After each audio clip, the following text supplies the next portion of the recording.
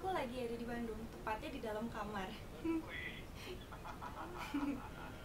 ini Iya, mungkin ini agak apa ya, kalau saya terus terang bilangnya excited karena apa? Karena pas pertama kali nemu seorang indie katanya dikenalkan dengan grup band Aerosmith itu umur 7 tahun gitu, benar iya ya? betul, umur 7 tahun. Oh wait, sebentar, aku boleh matiin radionya karena aku lagi Oh, streaming, kayaknya suaranya siap, agak-agak siap, siap. tabrakan. Sebentar ya. Agak-agak ini ya, Iya, agak-agak tabrakan. delay gitu ya. Sorry. Oke, yang Tunggu. pasti Profesor Diksi di 7 tahunnya apa dikenalkan Aerosmith kepada Anda? Ini. Jadi nggak ada yang kenalin waktu itu. Mhm, Jadi memang sih bapakku itu suka banget sama musik rock. mhm. Tapi waktu itu kejadiannya aku nggak sengaja tuh lagi nonton TV, terus aku lihat ada video klip Crazy waktu itu.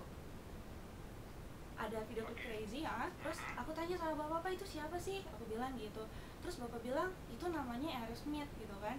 Tapi waktu dulu aku bahkan nggak bisa sebut Aerosmith karena buatku itu susah buat lidah anak umur 7 tahun gitu kan.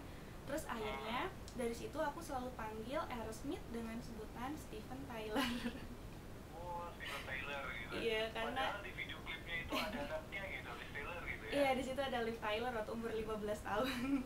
Oke, kalau boleh tahu nih, ini di saat 7 tahun itu tahun berapa pertama kali lihat video klip Crazy-nya Aerosmith itu tadi? Ini. Itu kalau nggak salah Get a Grip itu keluar pas tahun 93. Tapi akunya sendiri baru lihat itu 94 95 lah kira-kira. Ya. 9495. Uh, Kalau pertama kali yang ini lihat dari seorang Steven Tyler dan uh, Aerosmith-nya gitu, apa nih yang bikin sampai sekarang begitu membekas gitu? Kalau awal pas aku lihat video klip Crazy itu yang pasti nadanya catchy meskipun aku nggak ngerti artinya waktu dulu. Aku pikir ih ini catchy banget ya nadanya. Terus yang kedua nggak tahu kenapa setiap kali aku lihat Steven Tyler senyum aku ikut senyum. Kenapa? Apa ada ke apa ya? Pendidikan tampang atau seperti apa? Nggak tahu, kalau bapak bilang mungkin dia first love aku. Tapi itu aku masih Ini 7 tahun kan. first love-nya dengan Steven Tyler ya. Oke. Iya. Akhirnya bisa begitu akrab dengan Aerosmith, apakah selanjutnya sering mendengarkan Aerosmith atau mengkoleksi malah lebih parahnya lagi ini? Nah iya, jadi setelah itu aku langsung ngerengek sama bapak, "Pak, aku mau CD-nya Aerosmith." Oh nggak, sorry, waktu itu zamannya kaset ya kalau nggak salah, pas lagi Get the Grip tuh. "Pak, aku mau kasetnya Aerosmith." Terus bapak bilang, "Wah udah nggak ada yang jual," katanya Get the Grip itu. Terus suatu hari aku pergilah ke rumah om aku. Nah kebetulan om aku itu tinggalnya di Inggris, tapi pas dia pulang ke Indonesia dia bawa beberapa CD. Pas aku lagi main-main di raknya, kok kayaknya aku familiar gitu sama salah satu judul di CD itu. Waktu itu kalau nggak salah judulnya The Big Ones. Nah, The Big Kompilasi Ones gitu ya. kompilasi. Nah di situ aku langsung bilang sama om aku, boleh nggak aku minta CD-nya gitu kan. Padahal biasanya aku tuh selalu takut sama om aku itu karena kita nggak dekat gitu kan, karena namanya juga tinggal di beda negara. Terus tapi nggak tahu kenapa aku ada keberanian buat bertanya, mungkin ya karena saking aku sukanya sama Aerosmith. Dari situ koleksi aku tambah tambah tambah sampai sekarang. Mhm. Tentunya dari berbagai macam katakanlah album yang dirilis dan dikoleksi oleh indie, Hah?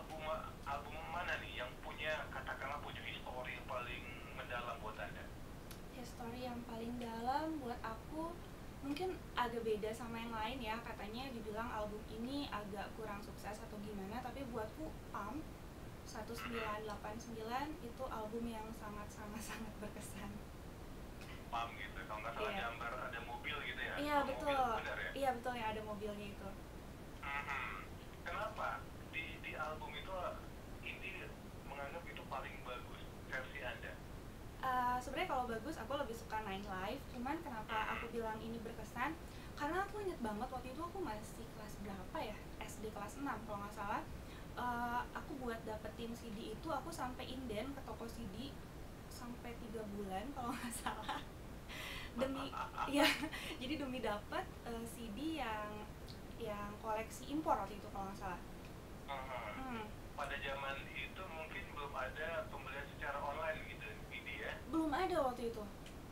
Oke, apalagi yang di request album jadul katakanlah seperti itu ya. Iya, ya maksudnya Aerosmith-nya udah ada aja, akunya belum lahir gitu kan, jadi wajar kalau aku cari albumnya bakalan susah. Tapi akhirnya setelah 3 bulan aku tunggu, akhirnya aku dapet telepon dari toko CD itu, Indi, album yang tunggu sudah ada.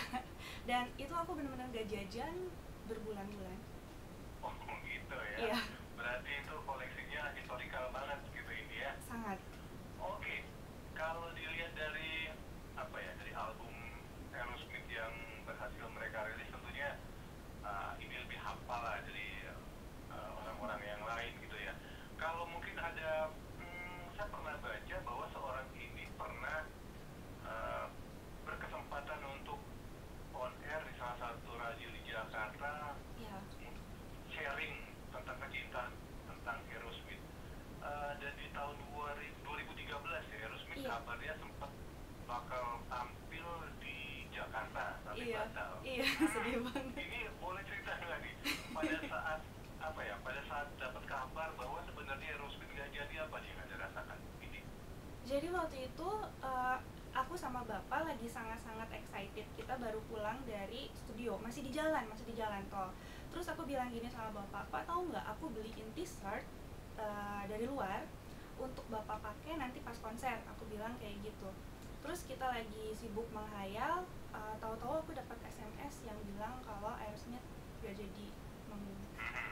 Ya, di situ aku Itu langsung setelah nangis. setelah interview di radio atau sebelum pas perjalanan ke studio gitu ini? Setelah interview di radio, jadi itu kayaknya jaraknya nggak ada 1 jam, betul-betul kita baru keluar dari studio, baru pakai mobil, baru aja nyampe jalan tol mau pulang ke Bandung, tahu-tahu kita dapat kabar kalau Aerosmith-nya nggak jadi. Pantesan waktu pas lagi di radio itu kita kan sempat coba hubungin promotornya tapi mereka nggak jawab. Rupanya memang mereka udah tahu kalau ada kabar buruk itu, tapi mungkin nggak enak kalau kasih tahu aku pas akunya lagi seneng-seneng di interview.